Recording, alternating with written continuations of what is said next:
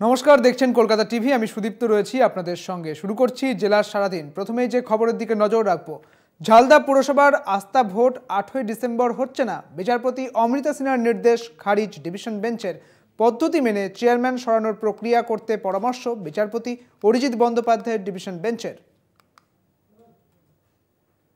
এক বছর পরও পুরুলিয়ার ঝালদা পুরসভা নিয়ে জ্বর যেন কাটছে না। পুরসভার বর্তমান চেয়ারম্যান শিলা চট্টোপাধ্যায়ের অপসারণ চেয়ে জোড়া মামলা দায়ের হয়েছিল কলকাতা হাইকোর্টে। সেই মামলার শুনানিতে বিচারপতি অমৃতা সিনহা নির্দেশ দেন আস্থা ভোট করাতে হবে ঝালদায়। কোর্টের নির্দেশে ঝালদা পুরপ্রধান শিলা চট্টোপাধ্যায়কে দেখাতে হবে আস্থা। 8ই ডিসেম্বর আস্থা ভোটের দিন ছিল, তবে হাইকোর্টের নির্দেশে ঝালদা পুরসভার আস্থা ভোট 8ই ডিসেম্বর হচ্ছে না। বিচারপতি অমৃতা সিনহার নির্দেশ খারিজ। ডিভিশন বেঞ্চে এই যে প্রতিবারে অনাস্থা ডাকে নিয়ে এই নতুন নতুন বোর্ড গঠন করে নিয়ে এটা একটা খেল তামাশা হয়ে গেছে। এটা জনসাধারণ খুব অসুবিধা ফিল করছে। আজ 2021-22-এ যেটা প্রধানমন্ত্রী আবাস যোজনার যে ঘরগুলো আছে তারা এখনো ওইগুলা পায় না, এই সেবাগুলো পাচ্ছে না, জলের সেবা পাচ্ছে না। পদ্ধতি মেনে চেয়ারম্যান সরানোর প্রক্রিয়া করতে পরামর্শ বিচারপতি অরিজিৎ বন্দ্যোপাধ্যায় ডিভিশন বেঞ্চের। আর এই ডামাডোলে তৃণমূলের একক সংখ্যাগরিষ্ঠতা থাকা সত্ত্বেও গোষ্ঠীদ্বন্দ্বে ব্যাহত হচ্ছে উন্নয়ন, অভিযোগ ঝালদা পুরবাসীর। প্রসঙ্গত 12 ওয়ার্ড বিশিষ্ট ঝালদা পুরসভায় জয়ী হন তৃণমূলের 5, কংগ্রেসের 5 ও 2 নির্দল কাউন্সিলর। এই 2 নির্দল কাউন্সিলর নিয়ে চলে ক্ষমতা বদলের খেলা। প্রথমে এই দুজন কাউন্সিলর তৃণমূলকে সমর্থন করায় পুরপ্রধান হন তৃণমূলের সুরেশ আগরওয়াল। পরে এরা কংগ্রেসে চলে এলে নির্দল কাউন্সিলর খোদ শিলা চট্টোপাধ্যায় হন পুরপ্রধান। আবার 3 কংগ্রেস ও 2 নির্দল কাউন্সিলর যোগ দেন তৃণমূলে। এখন তৃণমূলের পকেটে 10 কাউন্সিলর, বাকি 2 জন রয়েছেন কংগ্রেসে। পুরপ্রধান শিলা চট্টোপাধ্যায়ের সমর্থনে কাউন্সিলর সোমনাথ কর্মকার বলেন, দলের মধ্যে অন্তর্কলহের বিষয় ঊর্ধ্বতন নেতাদের জানানো হয়েছে। এবার যদি ওদের কোনো সমস্যা থাকে সেটা দলকে জানাক, কোর্ট কাছারি করবে করুক, সেটা তো আলাদা ব্যাপার, আলাদা ম্যাটার। দল কি ওদের কথা শুনছে না, না কোনো কিছু করছে না, সেরকম যদি কোনো ম্যাটার থাকে সেটা তো দলকে তো জানানো উচিত ছিল ওদের। না দলকে না জানিয়েই ওরা ডাইরেক্ট কোর্টে কেস করেছে, সেটা ওদের ম্যাটার বলে কি বিষয়টা নিয়ে ওরা কীভাবে চিন্তা ভাবনা করছে বিষয়টা ওদের বুঝবে, ওরা বুঝবে। বিষয়টি কি আপনারা জেলা নেতৃত্ব বা রাজ্য নেতৃত্ব জানিয়েছেন? সবাই জানে, রাজ্য থেকে জেলা সব নেতৃত্ব সবাই জানে। আর আশা করি দলও এটার একটি যথোপযুক্ত ব্যবস্থা সময়। বোর্ড গঠনের ঠিক আগে 2022 সালের 13ই মার্চ দুষ্কৃতীদের গুলিতে নিহত হন 2 নম্বর ওয়ার্ডের কংগ্রেস কাউন্সিলর তপন কান্দুর। তারপর থেকে শুরু দীর্ঘসূত্রিতার আইনি জট। পীযূষকান্তি নাগ ও হরিনারায়ণ সূত্রধরের রিপোর্ট, কলকাতা টিভি। এখন সময় বিরতির, ফিরছি বিরতির পর, সঙ্গে থাকুন।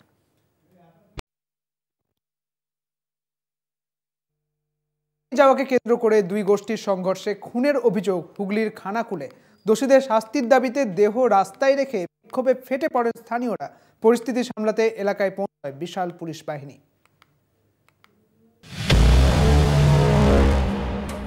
ধান নিয়ে যাওয়া নিয়ে বিবাদ হুগলির খানাকুলে সুলুটে। স্থানীয় সূত্রের খবর, দিন 2 আগে সুলুটে ধান নিয়ে যাওয়া নিয়ে একই পাড়ার 2 দল বচসায় জড়িয়ে পড়েছিলেন। বচসায় ছিলেন মকুবুল রহমান মোল্লাও। পাড়ায় ঝগড়ার পরিণাম যে খুন হতে পারে তা ঘুণাক্ষরেও টের পাননি সুলুটের বাসিন্দারা।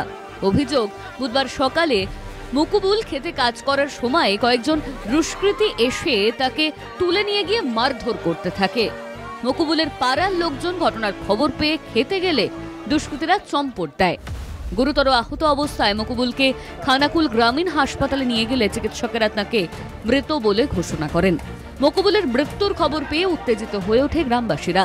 মৃতদেহ রাস্তায় রেখে দোষীদের শাস্তির দাবিতে বিক্ষোভ দেখায় এলাকাবাসী।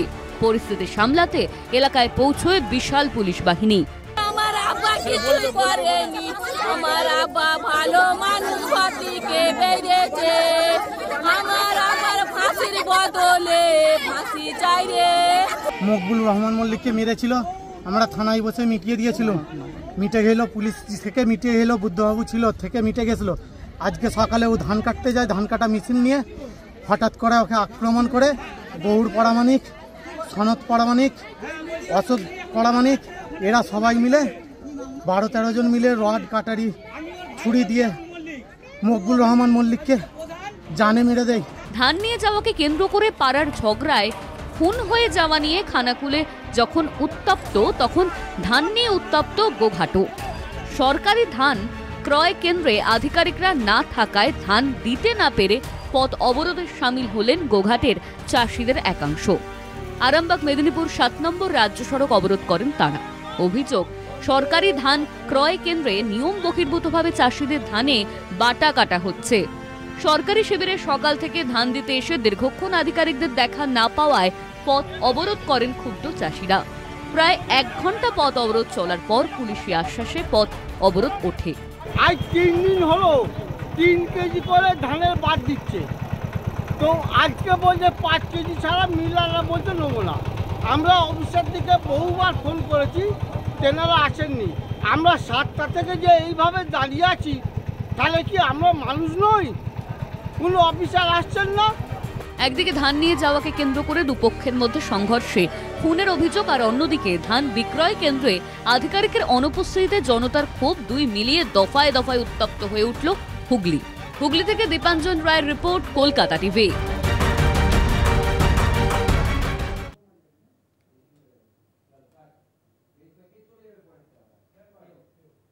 দেওয়ালে বড় বড় ফাটল এবং ওপরে ভেঙে পড়ছে ওপরের ছাদ। বেহাল দশা বাঁকুড়ার নিত্যানন্দপুর 1 নম্বর অঙ্গনওয়াড়ি কেন্দ্রের। সাপের আঁতুর ঘরে পরিণত হয়েছে অঙ্গনওয়াড়ি কেন্দ্রটি। শিখে উঠেছে পড়াশুনো, প্রশাসনিক উদাসীনতায় অভিযোগ।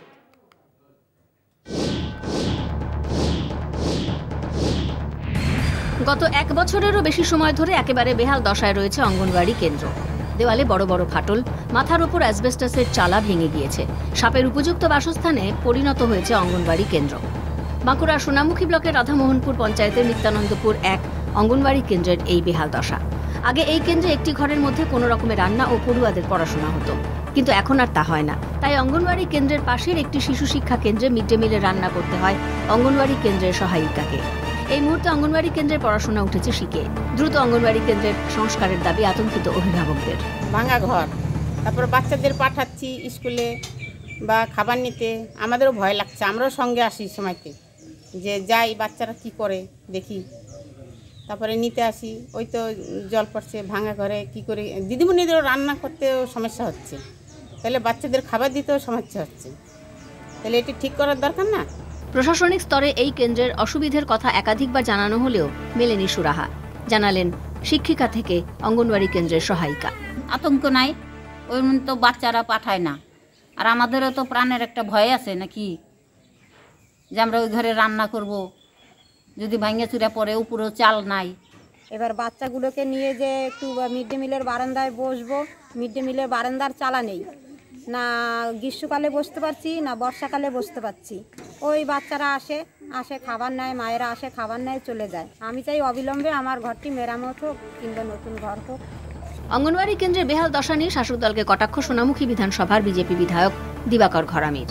সারা পশ্চিমবাংলা জুড়ে দেখা যাচ্ছে তৃণমূলের নেতারা এই গরিব মানুষের টাকা লুটপাট করে মেরে খাচ্ছে এবং তারা বড়লোক হচ্ছে। পশ্চিমবাংলাকে এরা শাসনের নাম করে শোষণ করছে। অঙ্গনওয়াড়ি কেন্দ্রের সংস্কার করা হবে বলে আশ্বাস দিয়েছে সোনামুখী ব্লক পঞ্চায়েত সমিতির সভাপতি কুশল বন্দ্যোপাধ্যায়। আমরা ইতিমধ্যে মাইনরিটি ফান্ড থেকে 13টা ICDS এ টেন্ডার করেছি। এখন ওইটা কি অবস্থা আছে সেটা যদি সিডি সভাপতিকে জানান, তাহলে আমরা অতি সত্বর এটাকে মেরামতির ব্যবস্থা করে দেবো। রাজ্যের বিভিন্ন প্রান্তে ICDS সেন্টার নিয়ে বিস্তর অভিযোগ আসে সামনে। কোথাও সেন্টারের ভগ্নদশা, কোথাও নিম্নমানের খাবার, কোথাও আবার খোলা আকাশের নিচে চলে অঙ্গনওয়াড়ি কেন্দ্র। কোন পথে হবে সমাধান? উত্তর খুঁজছে অঙ্গনওয়াড়ির সঙ্গে যুক্তরা।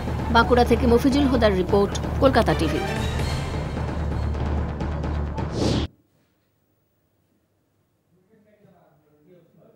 এখন সময় বিরতির, ফিরছি বিরতির পর, সঙ্গে থাকুন। SSKM হাসপাতালে হৃৎপিণ্ডের সফল প্রতিস্থাপন এবং দ্বীপের হৃদয় নিয়ে ফিরল বাড়ি তুনির। দেখুন। দীপাবলির সময় মর্মান্তিক দুর্ঘটনায় মস্তিষ্কে মৃত্যু হয়েছিল শ্যামনগরের 21 বছর বয়সী দীপকুমার রায়ের। পরবর্তীতে তার বাবা মা অঙ্গদানের সিদ্ধান্ত নেন। গত 14ই নভেম্বর দ্বীপের হৃৎপিণ্ড, লিভার, 2টি কিডনি, ফুসফুস ও কর্নিয়া একাধিক ব্যক্তির শরীরে প্রতিস্থাপন করা হয়। অ্যাপোলো থেকে SSKM হাসপাতালে হৃৎপিণ্ড এনে সফল প্রতিস্থাপন করা হয় রাজপুরের বাসিন্দা তুনির বিশ্বাসের শরীরে। এমন মহৎ অঙ্গদান ছাড়া তুনিরকে বাঁচানো হয়তো সম্ভব হতো না। সেই সঙ্গে SSKM হাসপাতালের চিকিৎসকরাও অসাধ্য সাধন করেন। এর এখানে ডাইলেটেড হচ্ছে কার্ডিওমায়োপ্যাথি বলে, হাড়টা ওর বড় হয়ে যাচ্ছিল, গ্র্যাজুয়ালি কাজ করতে পারছিল। এটা হেরিডিটারি, ঝুঁকিপূর্ণ। হ্যাঁ, অপারেশনের আগে পেশেন্টকে প্রিপারেশন, অপারেশনের পরে আরও ঝুঁকি থাকে বেশি। ও কাজ এমনিতেই করতে পারবে এখন, মানে মোটামুটি, কিন্তু বাইরে বেশি যাওয়া বা ক্রাউডের সাথে বেশি মেশা সেটা করতে পারবে না, কারণ ওকে ইমিউনো সাপ্রেশন দেওয়া আছে, একটা ফরেন হার্ট দেওয়া আছে তো ভেতরে, যার জন্য ইমিউন সিস্টেম যেটা সেটাকে সাপ্রেস করে কিছু ওষুধ দেওয়া আছে। সেই ওষুধগুলো এত হাই ডোজে দেওয়া আছে এখন যে ইনফেকশনের খুব চান্স বেশি, সে কারণে জনসমাজে বেশিও না থাক যাতে যায়, সেটা অ্যাটলিস্ট ফার্স্ট 3 মাস তোকে খুব স্ট্রিক্টলি থাকতে হবে, কয়েক মাস। এখন 1 বছর আগে ডায়ালিস্টিক কার্ডিয়াক মায়োপ্যাথিতে আক্রান্ত হয়ে মৃত্যু হয় তুনিরের মায়ের। তখন হৃৎপিণ্ড প্রতিস্থাপনের প্রয়োজন ছিল, কিন্তু করোনার কারণে তা সম্ভব হয়নি। এর 6 মাসের মধ্যে তুনিরেরও একই রোগ ধরা পড়ে। তবে তুনিরকে বেশি দিন অপেক্ষা করতে হয়নি, কারণ দ্বীপের বাবা মায়ের উদারতা, ওএসএসকেএমের কার্ডিওথোরাসিক সার্জারি বিভাগের প্রধান চিকিৎসক প্রকাশ সানকি ও তার টিমের সফল প্রচেষ্টা, সব মিলিয়ে এমন স্বপ্নাতীতভাবে জীবন ফিরে পাওয়ায় আবেগঘন তার আত্মীয়রা। সরকারি সাহায্যে আমরা যে এত সুন্দর একটা ব্যবস্থার মধ্যে দিয়ে ওকে একটা নতুন হার্ট দিতে পারলাম, এবং এর জন্য আমি আরও কৃতজ্ঞ জানাবো সেই ছেলেটিকে যার বাবা মা সেই উদারতা দেখিয়ে আমাদের এতটা উপকার করলেন। তো আমার কিছু বলার নেই, এবং সরকারি বদান্যতে আমরা এসএসকেএম হাসপাতালে যা যা সুবিধে পেলাম, মানে আমি অভিভূত। সম্পূর্ণ বিনা খরচে সরকারি হাসপাতালে এত বড় চিকিৎসা পরিষেবা এ রাজ্যেই সম্ভব। তাই দ্বীপ কখনো নিববে না, কারণ তুনিরের শরীরে আজীবন সচল থাকবে দ্বীপের হৃৎপিণ্ড। ক্যামেরায় বিশ্বজিৎ বেরার সঙ্গে নিমাই পান্ডার রিপোর্ট, কলকাতা টিভি। রক্তের সংকট কাটোয়া এবং কালনা মহকুমা হাসপাতালের ব্লাড ব্যাংকে 7 দিন ধরে কোনো গ্রুপের রক্ত না থাকায় বিপাকে রোগীর আত্মীয়রা। রক্তডাটা এনে মুমূর্ষ রোগীকে দেওয়া হচ্ছে রক্ত। রক্তের সংকট মেটাতে রক্তদান শিবিরের ডাক দেওয়া হয়েছে। পূর্ব বর্ধমানের কাটোয়া মহকুমা হাসপাতালে রোগীর চাপ সবসময়। কাটোয়া মহকুমার 250 শয্যা বিশিষ্ট এই হাসপাতালে মহকুমার রোগী ছাড়াও বীরভূম ও মুর্শিদাবাদের রোগী আসে। বিভিন্ন নার্সিংহোমও নির্ভরশীল কাটোয়া হাসপাতালের হেমরাজ ব্লাড ব্যাংকের উপর। এলাকার ও ভিন জেলার থ্যালাসেমিয়া রোগীর জন্য প্রতিদিন প্রায় 10 থেকে 12 ইউনিট রক্তের প্রয়োজন। গত 7 দিন ধরে রক্ত না থাকায় দুর্ভোগে রোগীরা। রক্তদাতা এনে সমস্যা মেটাচ্ছেন রোগীর আত্মীয়রা। আমি 1 সপ্তাহ ঘুরছি, 1 সপ্তাহ ফোন করছি, খালি বলছি ব্লাড ব্যাংকে কোনো ব্লাড নেই। রক্ত সংকটের সুযোগে দালাল রাজও সক্রিয় হয়ে ওঠে বলে দাবি এক স্বেচ্ছাসেবী সংগঠনের সদস্যের। সমস্যা মেটাতে স্বেচ্ছাসেবী সংস্থার সদস্য জানান অবিলম্বে রক্তদান শিবিরের প্রয়োজন। কোনো গ্রুপেরই কোনো রক্ত নেই, একটা আকাল আমরা 5-7 দিন ধরে তো দেখছি, এবং এটা প্রায়শই দেখা যায়।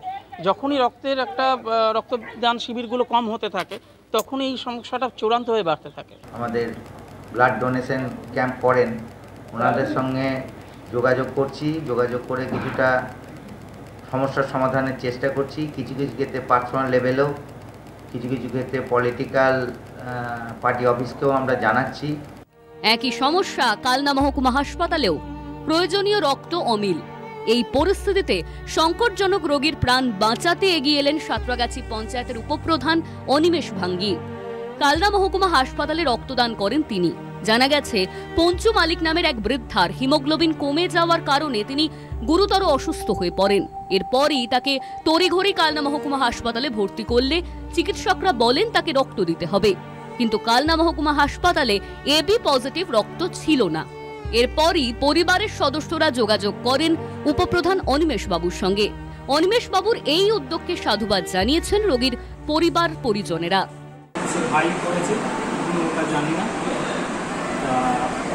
এবার উনি যিনি রক্তটা দিলেন, উনি ওনাকে বললো যে হ্যাঁ আমি দেবো। মানুষের পাশে থাকি, তো আমি ওর জন্য না করতে পারলাম না, যেহেতু আমার এবি পজিটিভ রক্ত। ওর জন্য আমি পেশেন্ট বাড়িকে বলেছিলাম ঠিক আছে আমি রক্ত দেবো কাউকে, তুমি কী করতে হবে না করতে হবে তুমি আমাকে বলো, আমি হসপিটালে চলে যাবো। তো 11টার সময় আমি টাইম দিয়েছিলাম, পেশেন্ট পার্টি আমার কাছে 11টার সময় চলে আসে। পেশেন্ট পার্টি নিজেই আমাকে বাড়ি থেকে নিয়ে আসে, নিয়ে এসে হসপিটালে আসলাম। পেশেন্টটাকেও দেখলাম যে পেশেন্টটা খুবই খারাপ অবস্থার মধ্যে আছে। যাই হোক, খুব ভালো লাগলো যে রক্তটা দিতে পেরে। এখন প্রশ্ন, কবে মিটবে রক্তের সংকট? এখন রক্তের সংকট মেটাতে দ্রুত কি সমস্যার সমাধান হয় সেদিকে তাকিয়ে কাটোয়াবাসী। কাটোয়া থেকে চন্দন সেনগুপ্ত, কালনা থেকে রাজকুমার ঘোষের রিপোর্ট, কলকাতা টিভি। জেলা সারাদিন এখন এই পর্যন্তই। দেখতে থাকুন কলকাতা টিভি, রাত দিন 7 দিন।